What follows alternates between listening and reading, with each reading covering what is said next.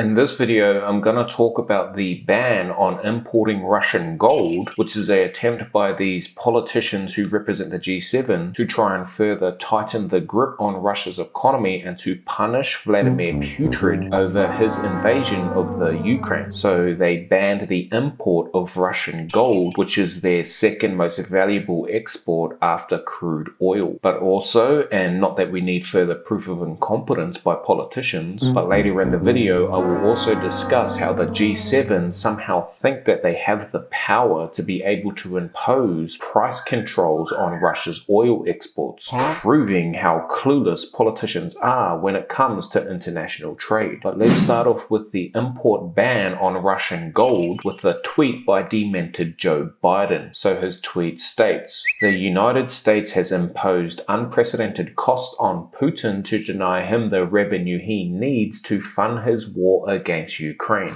Together, the G7 will announce that we will ban the import of Russian gold, a major export that rakes in tens of billions of dollars for Russia." And there are other politicians like Boris Johnson echoing those same words on Twitter. His tweet states, "The measures we have announced today will directly hit Russian oligarchs and strike at the heart of Putin's war machine. We need to starve the Putin regime of its funding. The UK and our allies are doing just that." So this ban on Russia's gold exports will only apply to newly minted and refined gold. Now, I'm not sure what impact this ban will have on their economy because gold is a global commodity that is always in demand. But the news did have some impact on the price of gold when it was first announced. It actually dropped to a 10-year low after this news, which did exactly the opposite of what I thought would happen. Because if you look at gold, specifically coming out of Russia, they are the world's second largest producer. So when the West announces that it's going to ban the imports of Russian gold, I see that as being very bullish, because when the world's second largest producer is no longer exporting their gold, then there would be less supply in the market. So I would think that with less supply, the price of gold would go up. But instead, it fell into a bear market after the news on the ban. But the price has since recovered all of those losses and it's currently trading close to its all-time high. Now, as for Russia's exports, obviously that does matter. It brings in over $15 billion a year, and the main purchaser of that export are G7 countries, Britain in particular. But the news on the ban wasn't that big of a surprise, because back in mid-April, not long after Vladimir Putin's invasion, Joe Biden signed an executive order prohibiting US entities from transacting in Russian gold. Now, to me, for Biden to ban those transactions is just more overreach in power by politicians, because in my opinion, governments shouldn't have the authority over who their citizens do business with no matter what the circumstances are. But that's the topic for another video. But I also read an article about how the London Bullion Metals Association suspended transactions with all 6 Russian gold and silver refineries. So the official ban on importing Russian gold isn't that big of a surprise. But I think that Russia won't have too big of a problem finding new buyers. And also, both Russia and China have said that they will be increasing their domestic gold reserves